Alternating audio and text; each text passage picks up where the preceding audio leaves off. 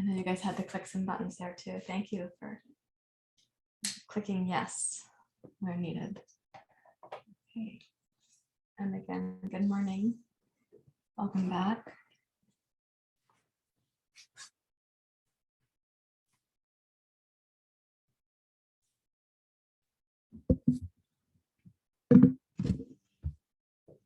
All three little kids are in here. Mama and Papa are across the hall getting some rest in their suite.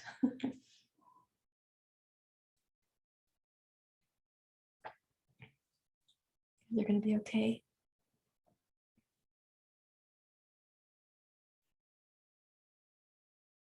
Yeah.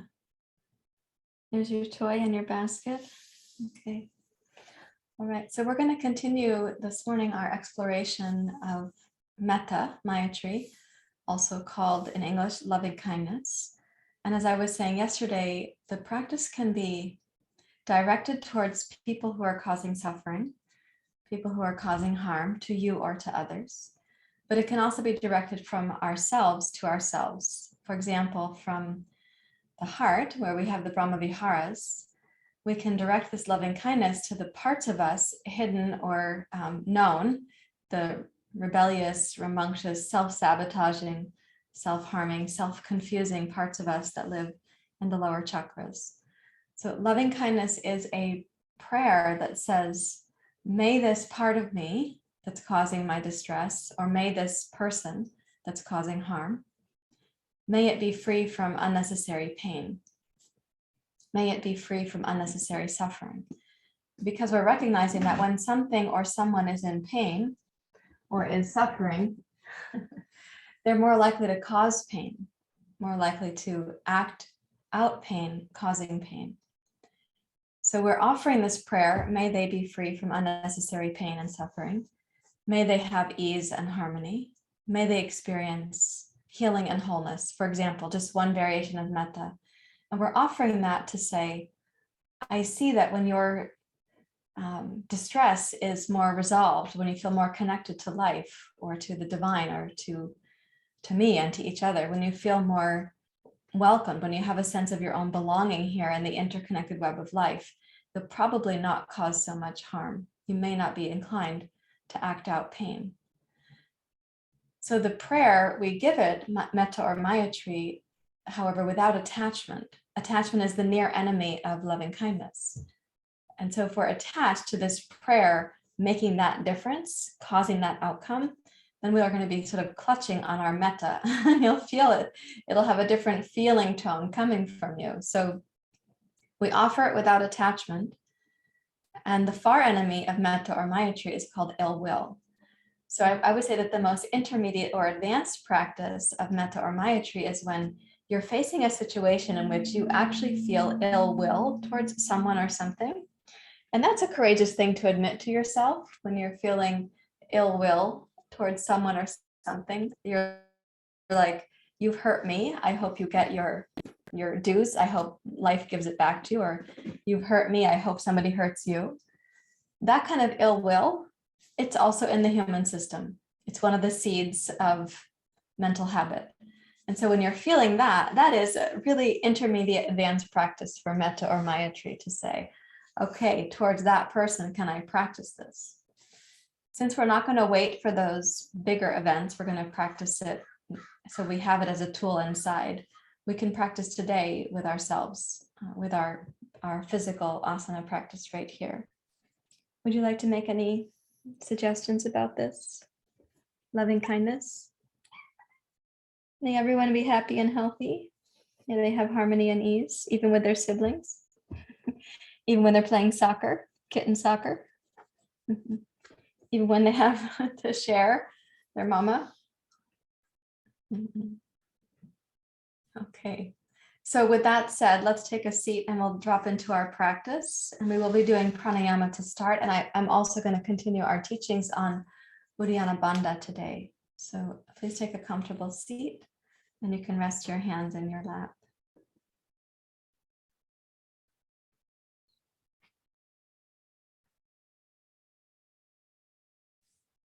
You're welcome to close your eyes.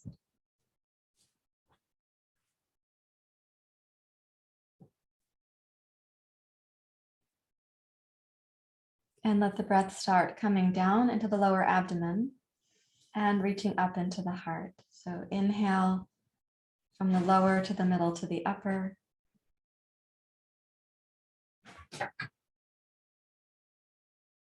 And the exhale from the lower, inward and upward.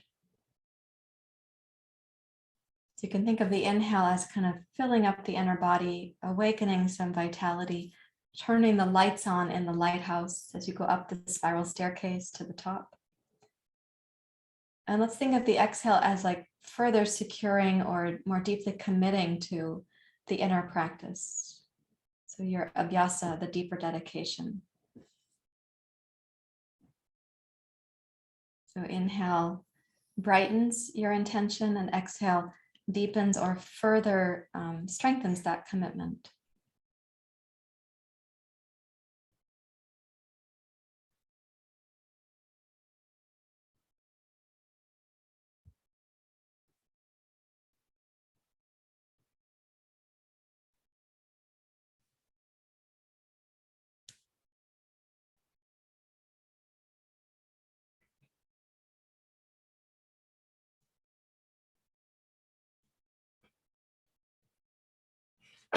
And you can start to make the breath a kind of ujjayi breath, but very subtle. So you're going to hear the sound of the ujjayi with the inner ear. And as you hear that sound, listen for the subtlety as a way to concentrate your mind. We cannot develop the Brahmaviharas if we haven't learned the art of concentrating with the mind, because the part of the mind that makes the habits that go to attachment and ill will, that part is very reflexive and very patterned. So we cultivate concentration.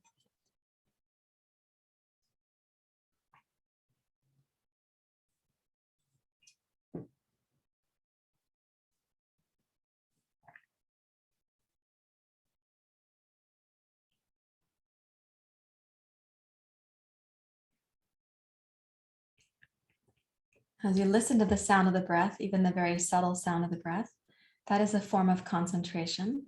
Try to keep your attention really consistent through the whole breath. There's a silence at the top of the inhale and the bottom of the exhale. A second form of concentration is how you're kind of regulating or metering the breath. Think of the dial on the gas stove and how you really set that in a refined way when you're doing certain kinds of cooking.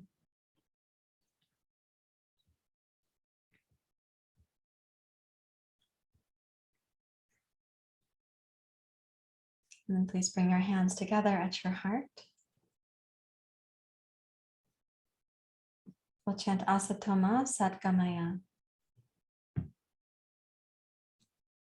Om Asatoma Satgamaya. Tamasoma Jyotirgamaya. Mrityorma Amritam Gamaya. Om Asatoma Satgamaya. Tamasoma Jyotirgamaya. Mrityorma Amritam Gamaya. Om Asatoma Satgamaya. Tamasoma Jyotirgamaya. Mrityorma Amritam Gamaya. Om Shanti Shanti Shanti. Hari Om. Shri Guru Pyo Namaha. Hari Om.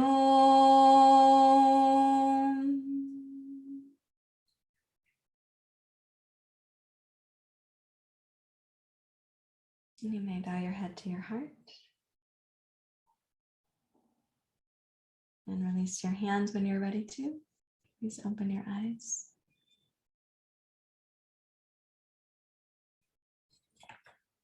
The kittens are hiding behind the elliptical over here. Must be my chanting. Sent them away. I sing to them, so I don't know if that's what it is or if there's a dust bunny over there or something. They don't like the fast breathing just yet, so we're going to do that now, and then we'll see if they come out of hiding. So in terms of cleansing in the lower body, some of the things we're trying to overcome, and yoga uses different words for this. We're cleansing, we're overcoming, we're eradicating, we're burning the seeds. We're trying to deeply understand and then resolve, not just like pummel things out of existence, but the cleansing process is we clear out the residue made by the seeds of mental habit. So the seeds of mental habit on their own, you can look at it and kind of get to know it, but the residue that the seed makes is in the body. It's something like anxiety or depression or feeling upregulated or ungrounded or restless or agitated. Or we get a residue of lethargy, apathy, dullness, and so on. So those residues come from us having the seeds of the mental habits pushing our physiology in one direction or another in response to internal and external influences. So to move that residue, and then we get to say, oh, yeah, the seeds of grasping or greed or even ill will, those are in me, but they don't have to rule us. They don't have to take over the system. Okay, so let's do bhastrika from the lower belly and the third chakra.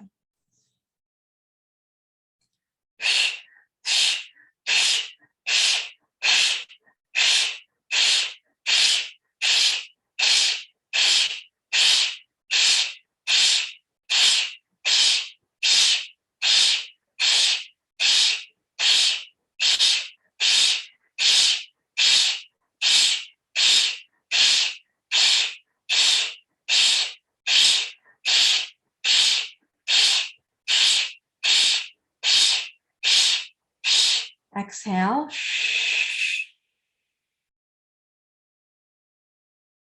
Inhale to suspend.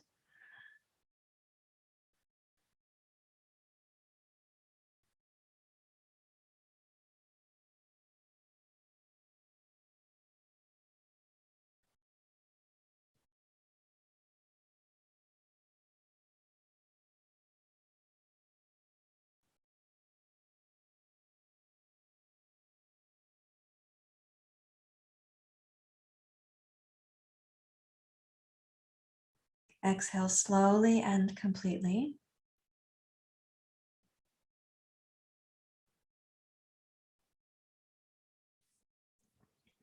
Deeply relax the lower belly.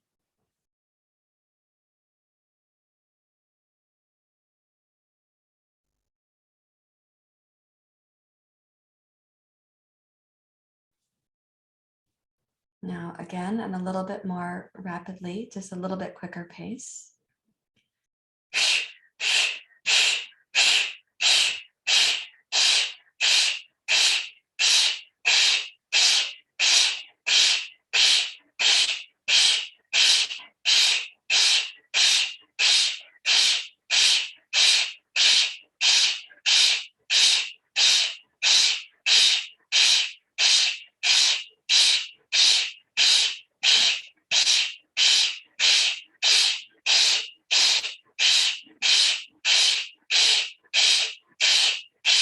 Exhale.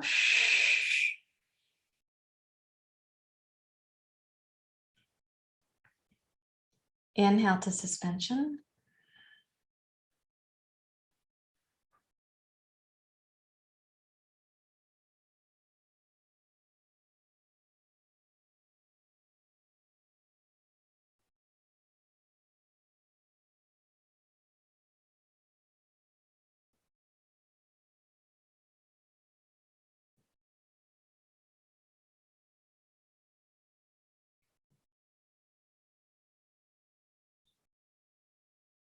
Exhale completely and slowly.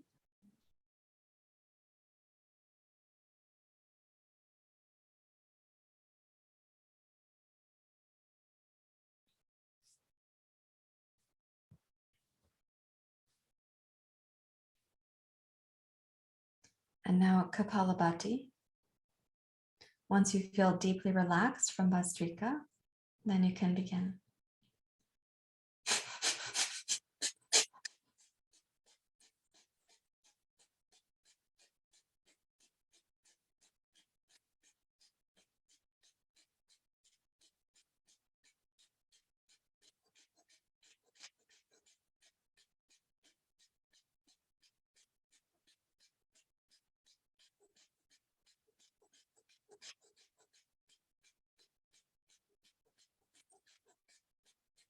Exhale completely.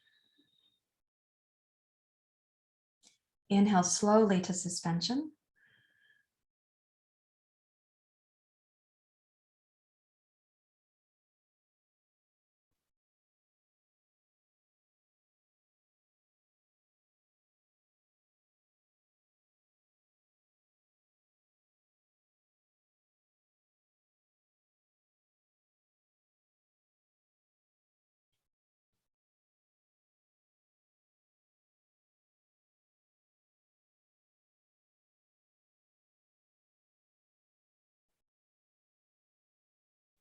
Exhale thoughtfully and slowly.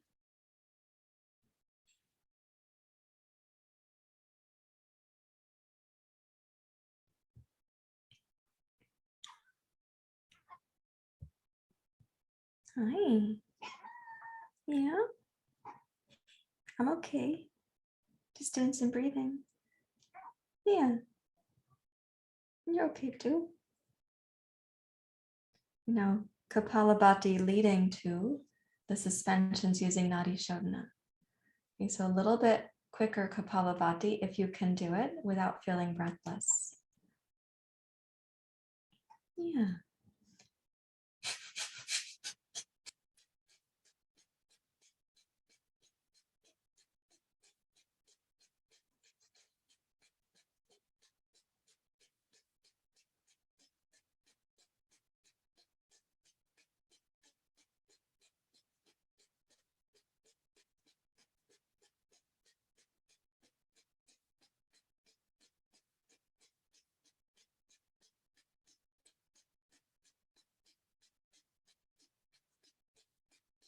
Exhale. Inhale both nostrils up to suspension.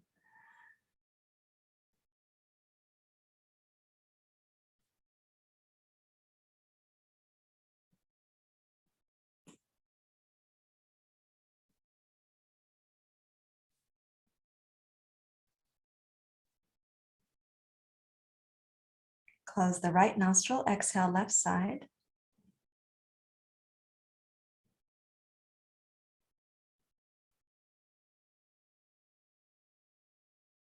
Inhale left side.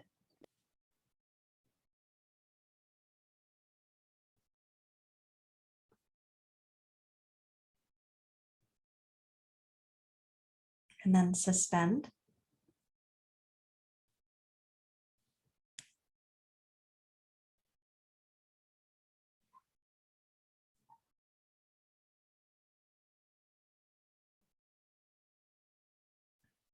Close the left nostril, exhale right side.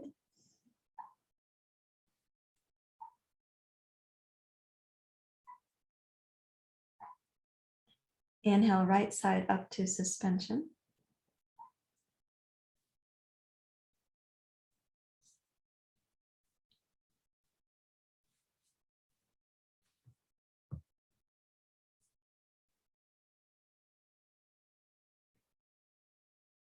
And finish with exhale left nostril.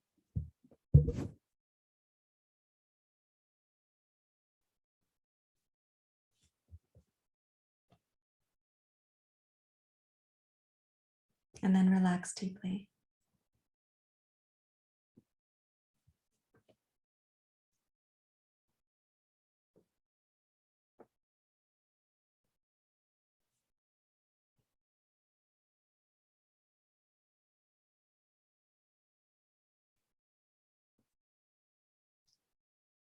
Place one hand on the lower belly, one hand on the side ribs, and the lower belly hand is going to move up to the heart. So we can practice 3-part inhalation.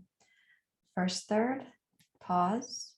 middle third, pause, upper third, pause. Let's pace each of them for about 3 counts. How slowly or quickly you count to 3 is going to be up to you, of course. So beginning with inhale in the lower third. Pause. Middle third. Pause. Upper third.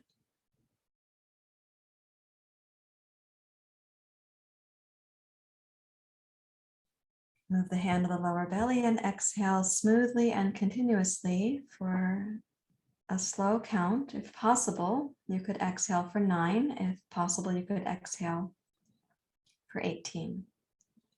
We inhale 3 counts to the lower belly.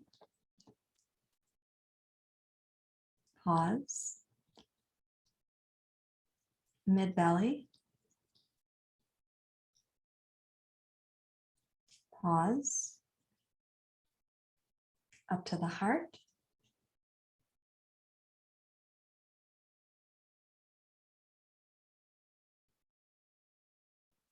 Exhale slowly and smoothly.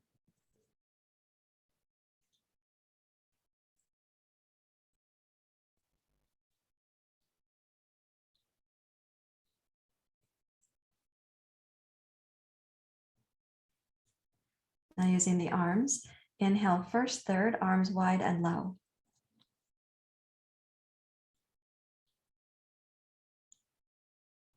Middle third.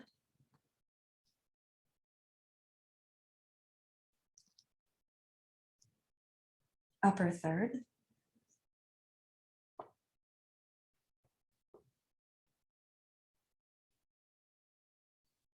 Exhale slowly.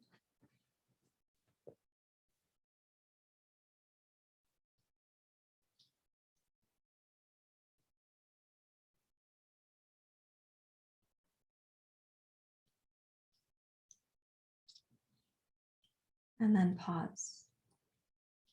So with a commitment for mental concentration and not making yourself breathless, these are divided into 3 counts. First third inhale, pause for 3, middle third inhale, pause for 3, upper third inhale, pause for 3. Therefore, the exhale, smooth and continuous, is 9 counts, which equals the amount of inhale. Or you can do 12, 15, up to 18, which equals the full cycle of the inhale with the pauses. That means you're slowing down how you exhale. Doesn't mean that you have more air to exhale. It means you're slowing down the process of the exhale without making yourself breathless. Let's try 2 more rounds.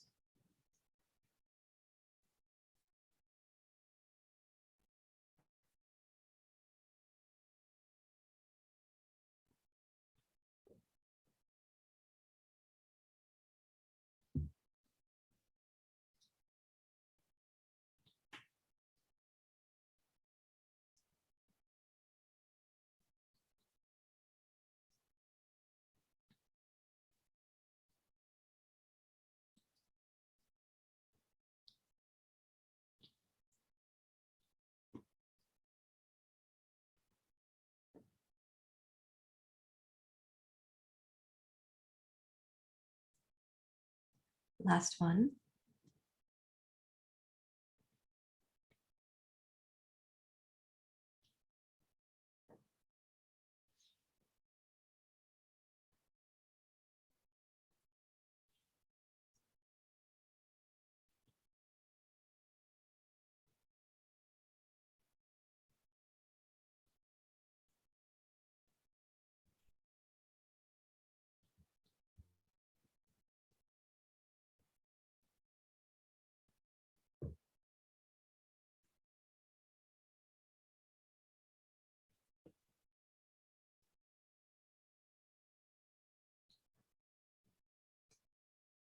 Rest your hands in your lap.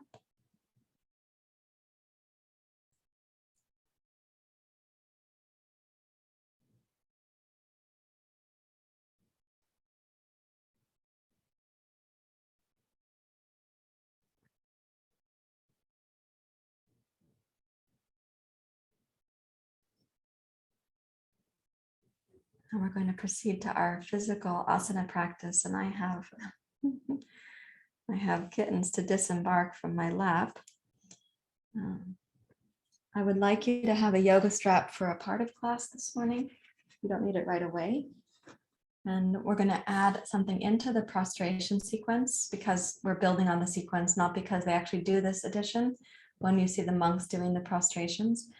What we're going to add in comes from some of our practices in the spring when we were looking at the endocrine system and yoga.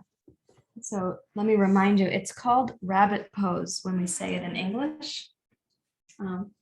Sometimes it's called hare pose, H-A-R-E, not hair like on your head. So when you come down from something like this, with the hands behind the back, like kittens, you're going to place your head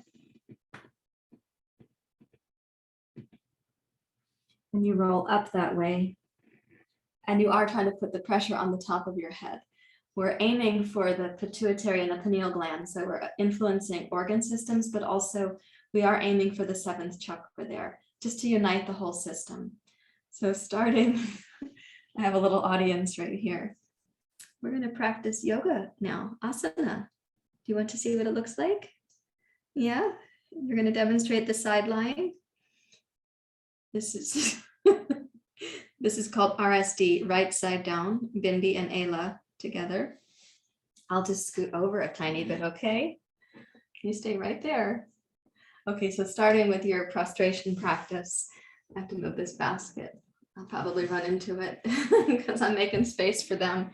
All right, join your palms together at your heart, please.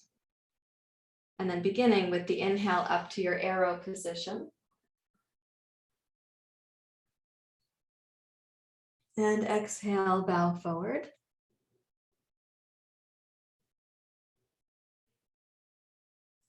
Palms flat, inhale, cat pose to cow pose.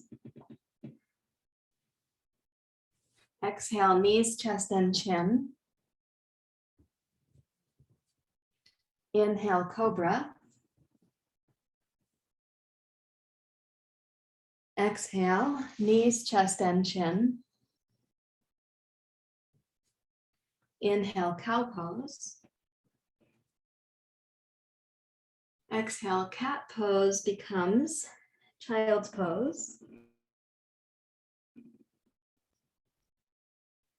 Inhale, arrow pose. Exhale, prostration. Place your palms on the floor, bow your forehead, toes under. Inhale, uttanasana legs. Exhale for a deep bow towards the legs in uttanasana. Inhale, rise up. If possible, have the feet together. It's going to change your balance. And exhale, hands to the heart. Bow forward, tone the outer hips and inner arches. Inhale, glide forward through your heart. Exhale, place your hands, come over your toes, bow the forehead. Inhale, arrow pose. Exhale, pranam.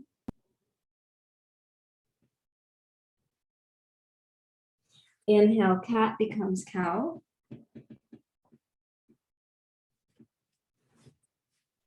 Exhale, inchworm pose. Inhale, cobra.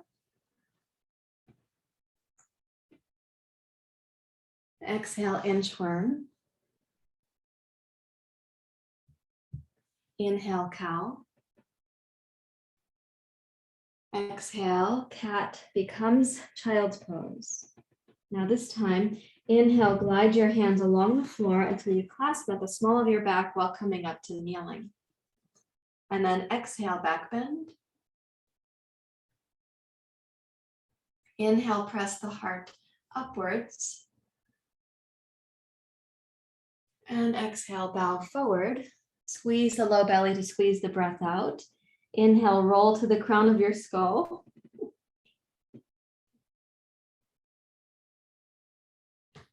Exhale, squeeze the breath out, hips to your heels again.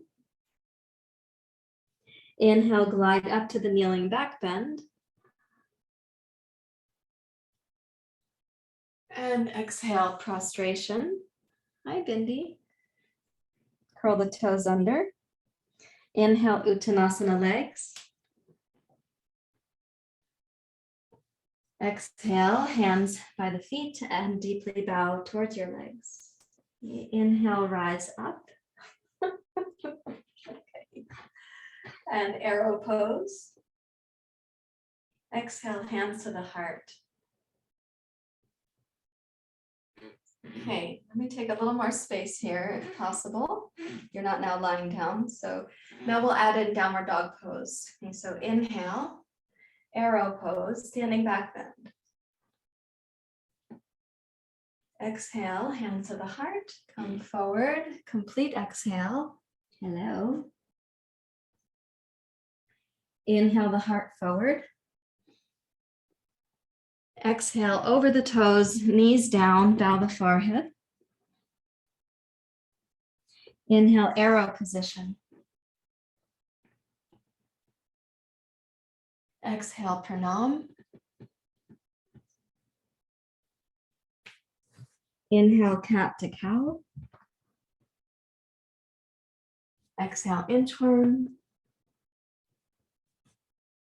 Inhale, cobra. Oops. Exhale, inchworm. Inhale, cow pose. And downward facing dog pose. Inhale, plank pose. Chaturanga. Cobra. Inchworm. Cow pose. Cat becomes child's pose. Inhale, slide your hands along the floor, clasp your hands at the small of your back. Exhale to the back bend shape. And inhale, enthuse your pose. Exhale, bow forward, squeeze the lower belly to release the exhale, touch your forehead and then the crown of your skull to the floor. And exhale, squeeze the low belly, take your hips to your heels. Inhale, rise up. And exhale, prostration. Inhale, Uttanasana legs. Okay, and exhale to bow. Inhale, rise up, Urdhva Hastasana, arms into arrow pose. And exhale, hands to the heart.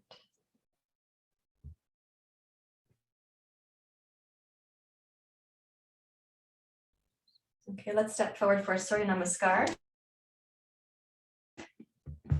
You hear me giggling because sometimes in the prostration, I'm going down and what's facing me down there is this. So where am I going to put my head? Because you're right there. You're exactly where my head wants to go. I mean, precisely. Okay, there you go. And can I have that foot back, please? I'll just take that. Those will be my toes for right now, okay? Okay, join your hands together. Surya Namaskar.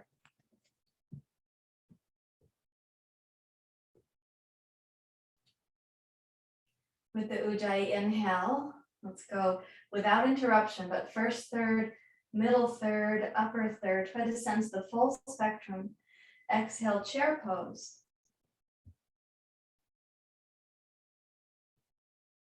Inhale, rise up, Urdhva Hastasana. Exhale, Uttanasana. Tone your outer hips, inner thighs, inner arches. Inhale, glide forward.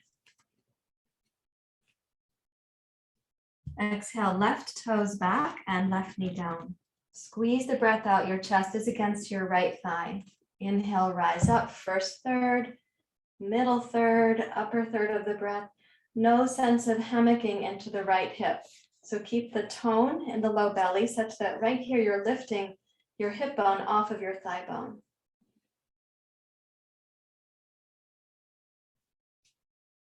You breathing in.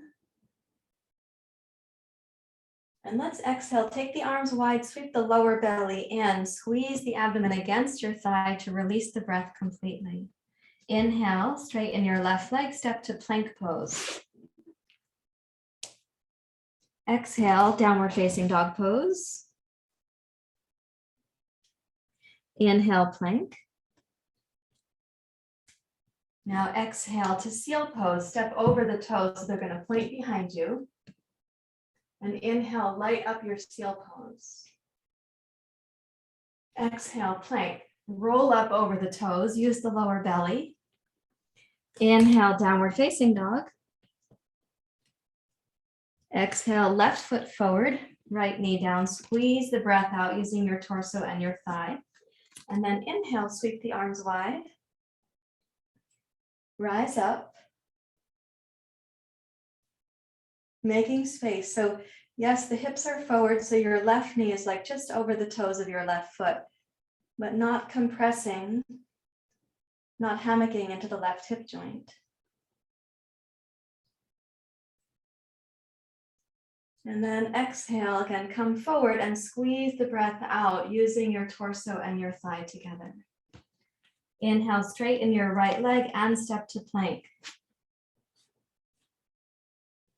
Exhale, downward dog. Inhale, plank. Exhale, step over the toes and come into seal pose. And then inhale to light up your seal pose. Exhale, plank. Roll over your toes, use the lower belly. And then inhale, downward facing dog. And exhale, right foot forward, left knee down. Inhale to rise. Keeping the heart up. Exhale, take the arms wide and clasp your hands at the small of your back. Use a yoga strap if it's hard to reach your own hand. Let's draw the shoulders back and the arms also can reach back.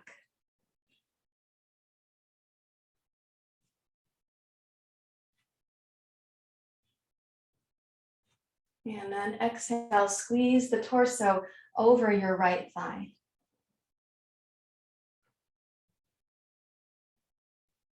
Touch the floor. Now check that your left kneecap is comfortable where it happens to be, and try bending your left heel up towards your butt without your hips moving. So you're using your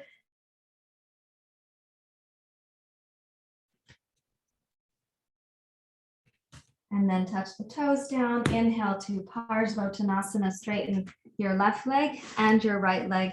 Pivot the left heel for stability.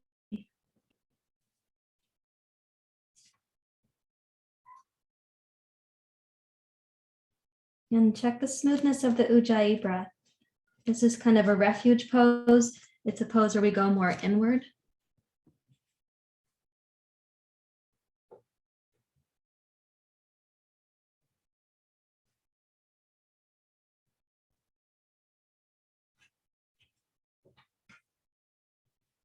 And with the Ujjayi breath reestablished or continuously smooth, then inhale your heart forward. And as you exhale, bend your right knee and step into plank pose. Inhale, downward facing dog. And exhale, left foot forward, right knee down. Inhale to rise, Anjaneyasana. And exhale, clasp your hands behind the small of your back. And enjoy this back bend, moving through the upper torso. So your back bend is in your heart. It's not like you're pinching your lower back.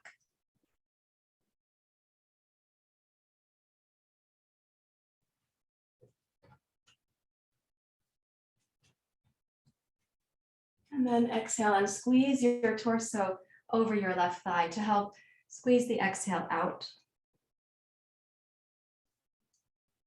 And touching the two blocks. As you inhale, see if you can keep the right knee stable and pick up your right heel. You should feel your right hamstring is lifting your right heel, but you may also feel that your right hip flexors and quads get a little bit deeper stretch. And then tuck the toes under, and let's move backwards to Parsvottanasana. Pivot your back heel for stability.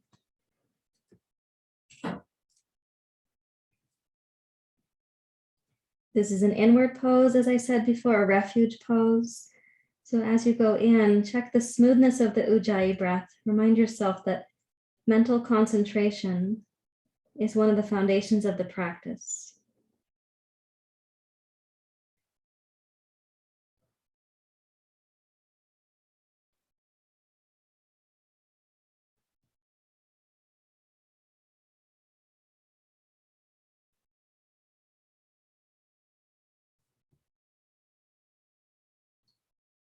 And place your hands so you can lift the torso forward with an inhalation. As you exhale, bend your left knee, look down between your thumbs and step into plank pose. Okay, inhale, downward facing dog. And let's exhale, plank. We're on our way to seal or upward dog pose. So inhale, step over your toes and beside. If you'd like to keep the knees down, we call that seal pose. If you want to lift the knees up, we call that upward facing dog pose. And then exhale, plank pose. And inhale, reach back, downward facing dog. Exhale, one foot forward, second foot forward, Uttanasana. Inhale, rise up, upward hands pose. Join the palms like an arrow. Come into your standing back bend, please.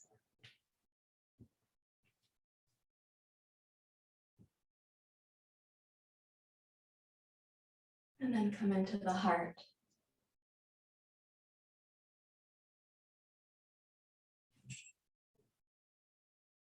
Come to mountain pose. Mountain pose is standing tall like a mountain. You can drop the arms if you like.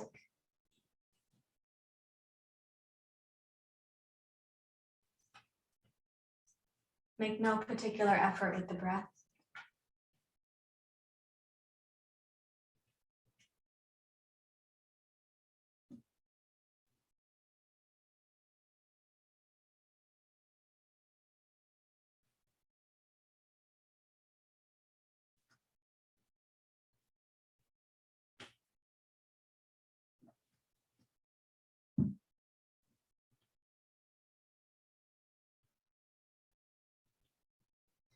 This morning, before we do uddiyana bandha, I'd like to stretch the hip flexors and the psoas a little bit. It might help some of you with your uddiyana bandha if you feel like there's less tension at the level of the psoas. So I'm going to put these two blankets stacked here. And then I have my two blocks also. And three kittens. And one strap. You don't need the strap right now, but it happens to be there. So let's put the right foot forward so that when you come down into your position with your left knee, you can put the shin on the blanket and the kneecap can be just over the front edge of the blanket. So it's not actually touching the floor and the kneecap is not having pressure on it on the blanket either. Let the hips come forward.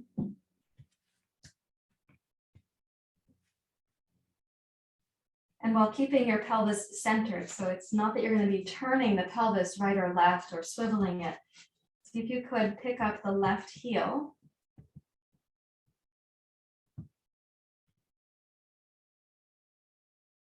And then place the shin back down. So what you're exercising there are your hamstring and glute muscles. When you go to pick up the shin and the heel, the hips should not back up or be distorted or disturbed. You can place it back down. Now, if you feel like you could tolerate the kneecap being on the blanket, go ahead and back it up, place it right there. So you've got the very base of the thigh and the top of the kneecap on the blanket as you bend. So you've conditioned your hamstrings and your glutes to be ready for that lift right there. Now encourage the tailbone to come forward. And again, without distorting your pelvis or even your torso, reach back and take your right hand to your left foot. And you can turn the upper body to your right, but keep your pelvis and your lower torso stable, facing forward.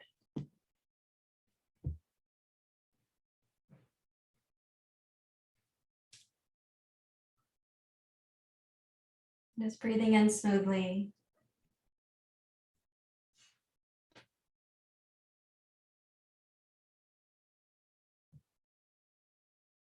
And then let's exhale and slowly release the left foot, but keep it lifted. So place yourself in this sort of starting position here. The left foot is lifted for a moment. And then can you lay it down smoothly? And if possible, you place the blocks and step your right foot backwards and your left foot forward. Touch the right knee down.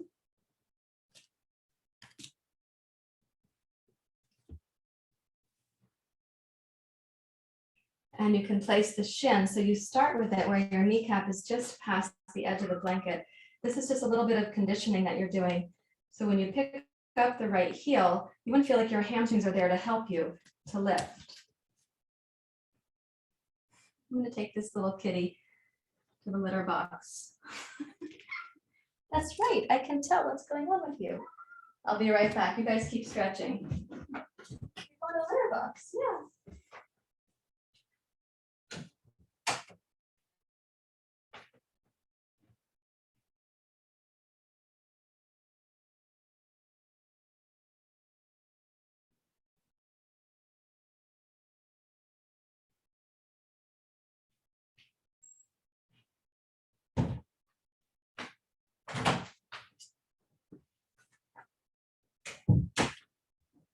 So that bit of conditioning that you were doing, I am back. The kitty is having her own experience. What you can do now is keep the pelvis stable, and as you bend the right leg, reach back with your left hand. And again, keep the pelvis and the lower torso stable, so you're turning the upper torso. There's a little twist in the heart, we could say that, but the hips, the navel, just trying to keep that really stable so you're centering onto the psoas and the rectus femoris.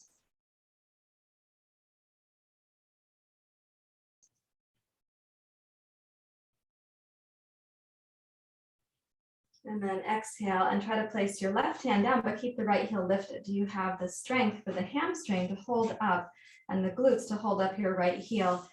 Does the right hip flexor set and the right psoas allow you to keep your heel picked up there without backing the butt up and without cramping on the hamstrings?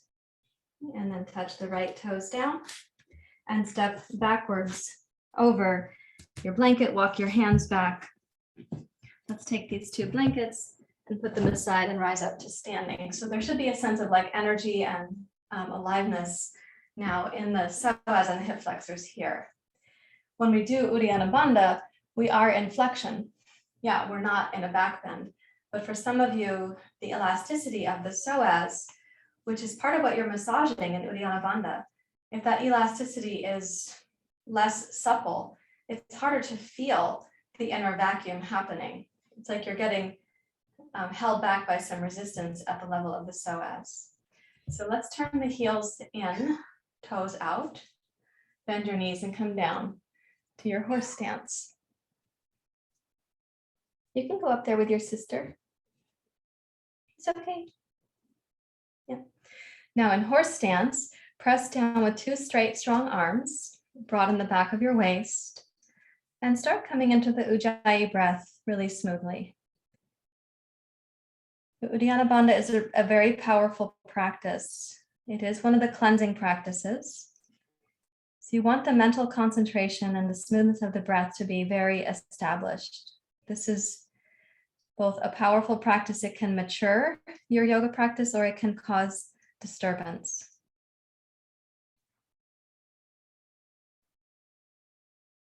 So how you approach it is, my hope is that you're maturing your practice.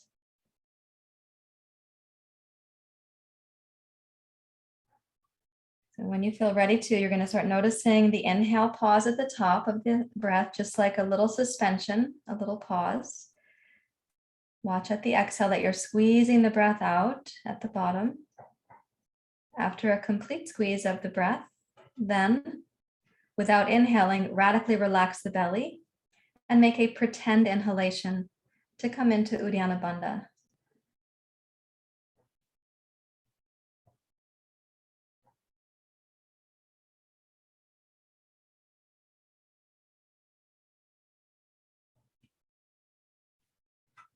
Release the vacuum before you inhale, so there's no gasping for the inhalation.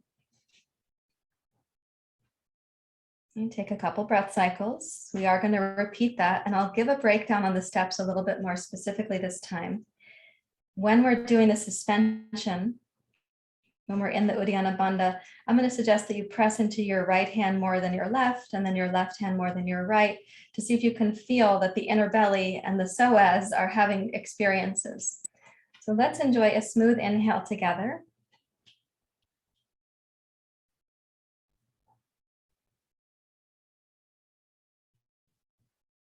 And exhale completely, squeezing the breath out all the way to the end. With the breath held out and your body toned but the belly relaxed, deeply relax the exhale muscles. And then make a pretend inhalation. Press into your right hand more than your left.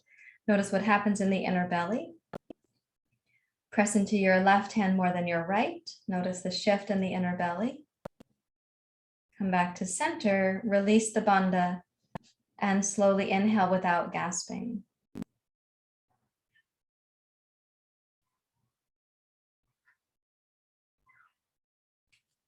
And then come over your legs like a rag doll.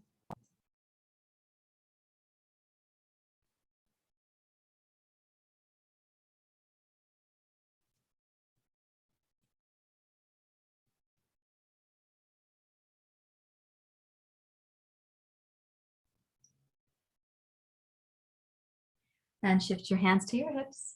Rise up to standing.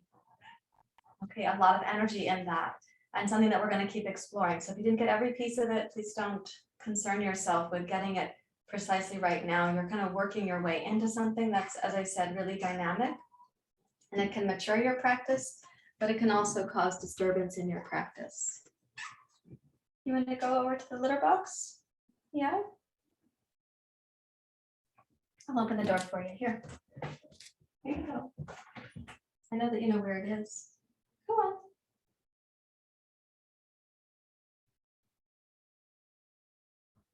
Yeah, there you go.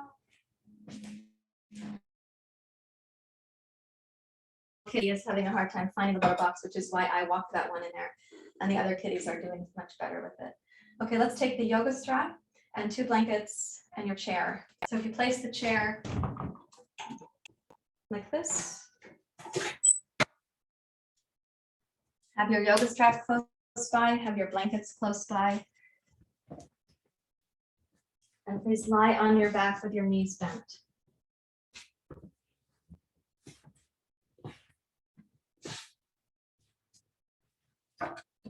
So if you take the yoga strap, we're going to make it a loop so that you can easily put your wrists into it. I like mine to be shoulder width apart. You may prefer yours to be a little bit wider than that. So you check and see that you've got that part.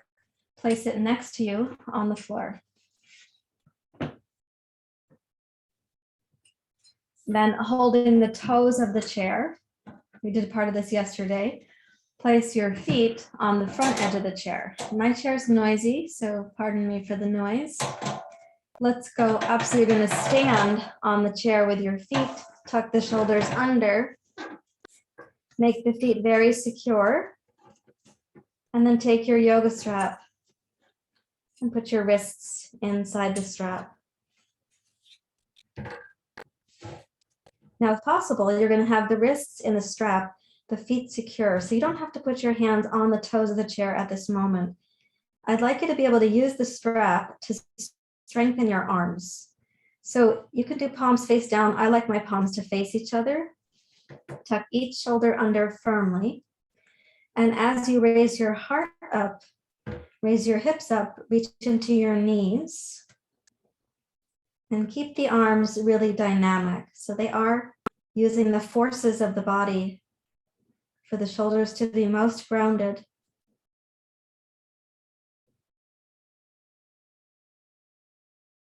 Use your shoulder blades to support your heart.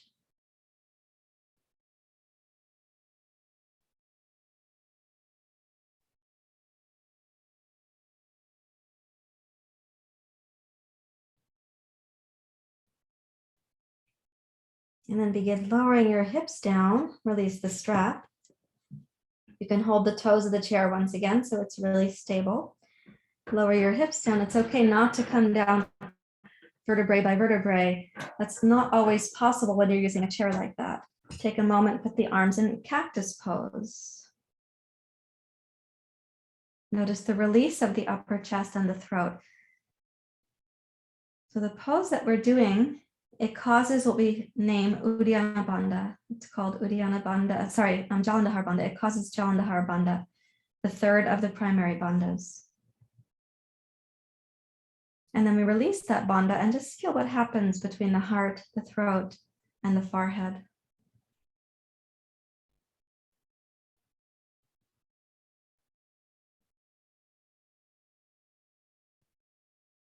And we're going to repeat that. So make sure that you know where your yoga strap is. It's close by. And you know which part is the loop and which part is the tail. Take the toes of the chair with your hands. Raise up, tuck each shoulder under. Make sure the feet are really secure. Your chair is secure. Slide your hands into your loop. Tuck the shoulders under. Turn your palms to face each other or turn them to face down.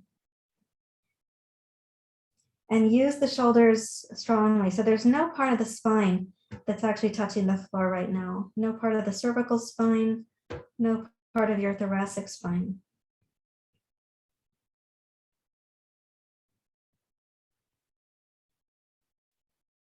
So this closure of jalandhara bandha, it's sort of, we say sometimes it seals or it caps the energy into the torso.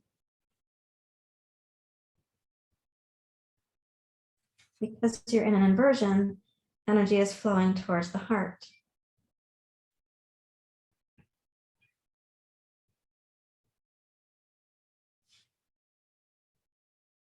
And then release the yoga strap and lower your hips down slowly. You can hold the toes of the chair for security.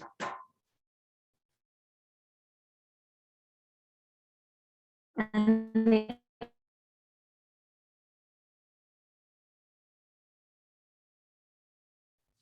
rest a moment right there.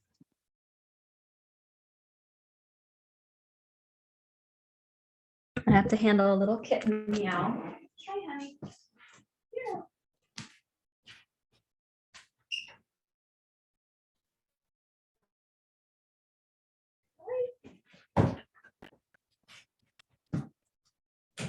Okay, now from your cactus pose arms and with your legs up on the chair, you don't need your strap, but you can slide your blankets now under your hips.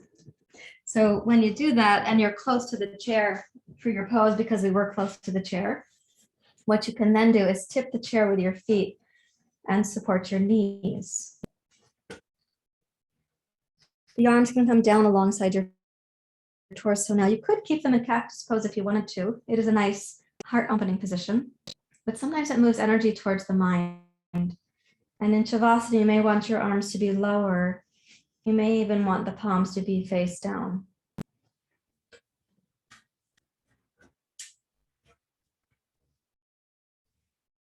And then in your Shavasana, let your gaze come down past the heart as a resource, but bring your gaze down into the lower pelvis and the lower belly.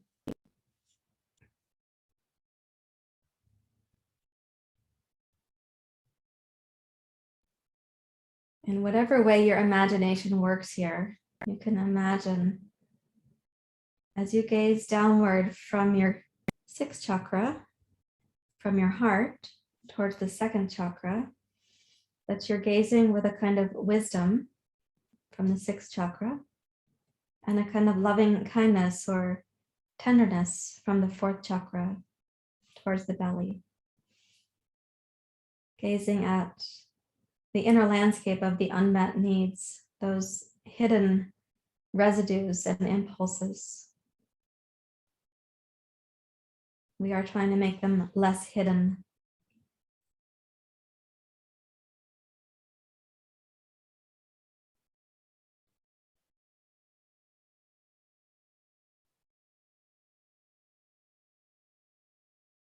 And so towards those inner emotions or unmet needs, or the inner habits that cause distress in your life, you can say in that direction, may these patterns,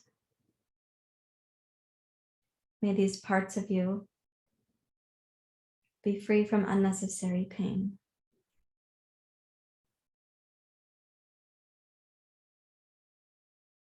May they be free from unnecessary pain.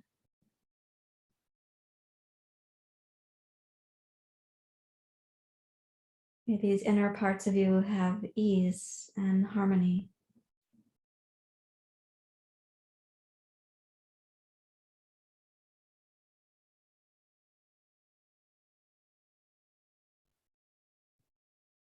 May these inner parts of you experience healing and wholeness.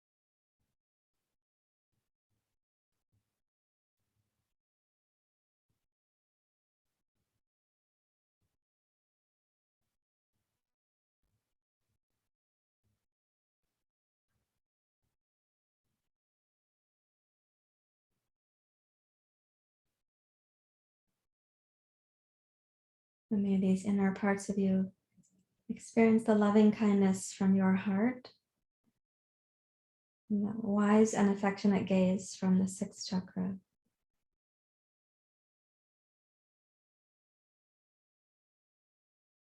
May these inner habits be met with kindness, with understanding.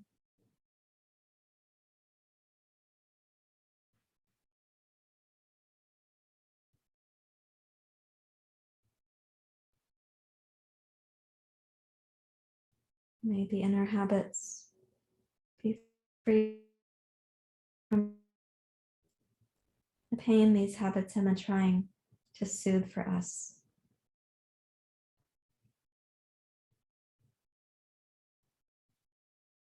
And may these inner parts of us experience ease and harmony, and healing and wholeness.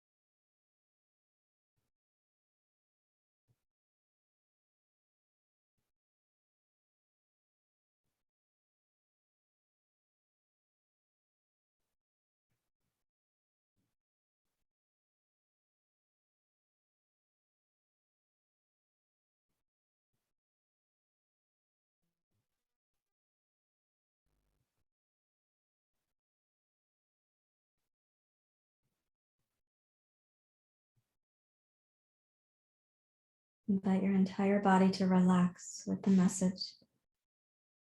May any parts of you that have been in pain, causing pain, may they be free from pain. May they have ease and harmony, and healing and wholeness.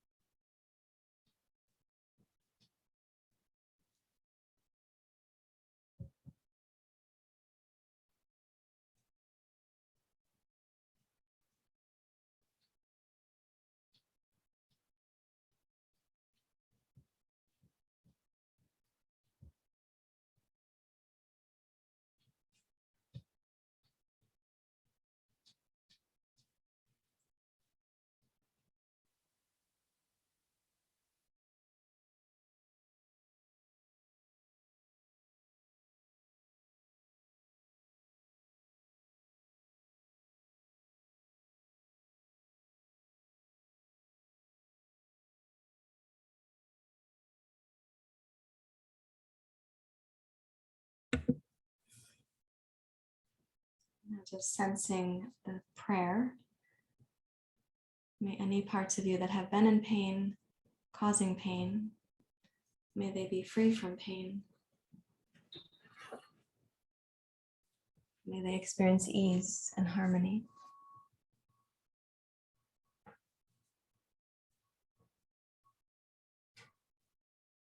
Healing and wholeness.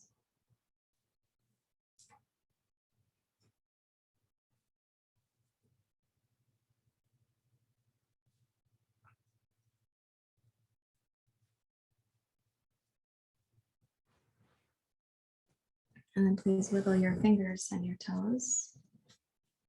Let's make a transition back to sitting, please. Bring your knees towards your chest and make the transition thoughtful.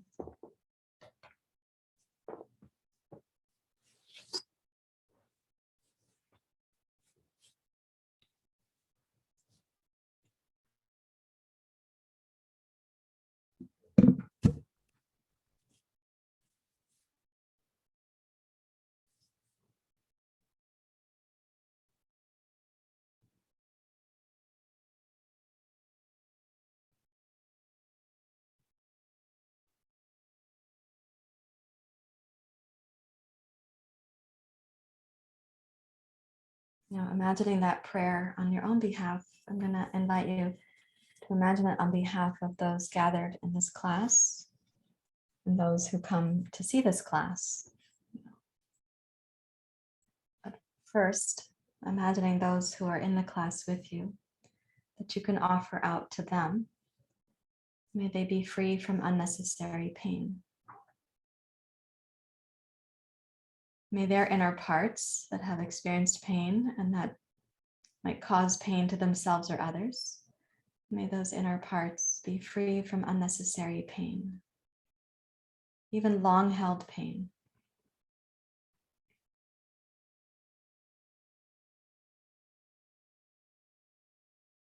May they have ease and harmony.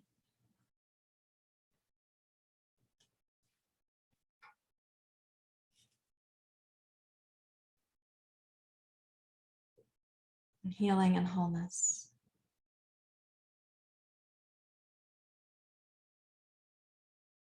And as you extend this prayer out to those who are in class with you, remind yourself they're also extending it in your direction.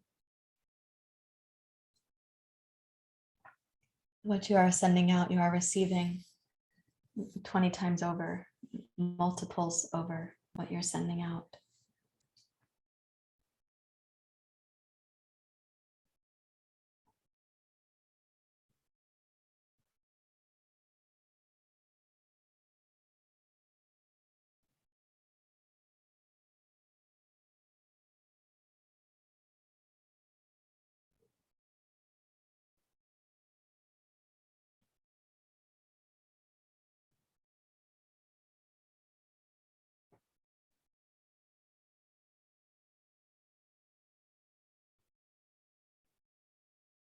as you extend the prayer outwards to others. It's to free your heart. It's an act of generosity, sincerity. The same prayer is also being offered to you right now. So feel into how you might accept that or take that in.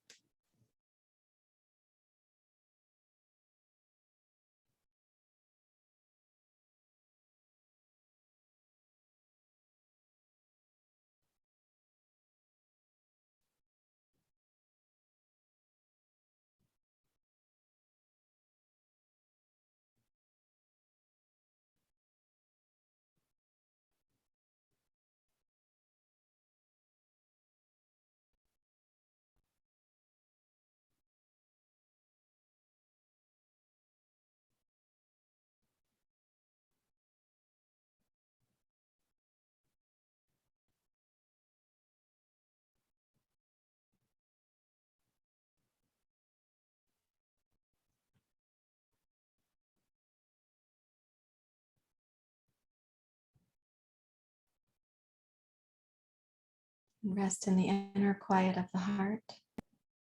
The Brahmaviharas are already installed there. We're just uncovering them by working with the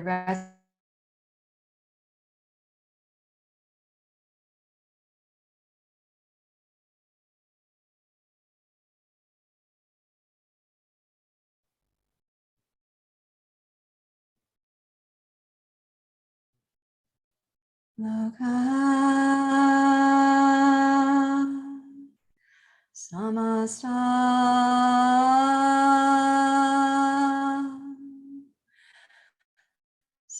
sukhino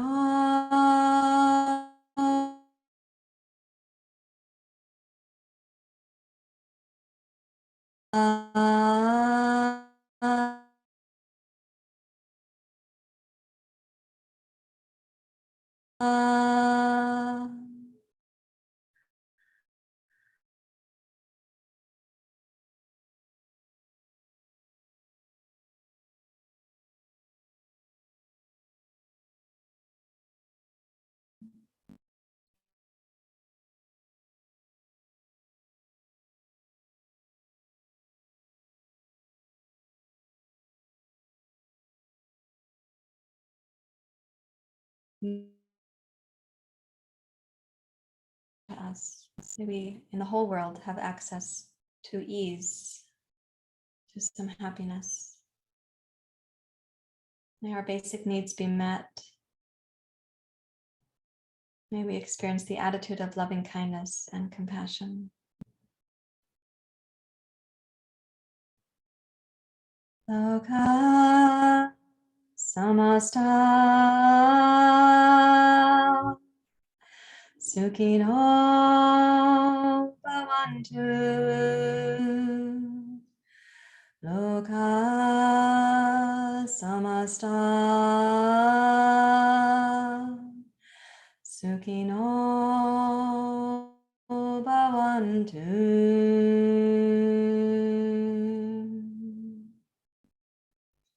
Thank you very much, everyone. Namaste.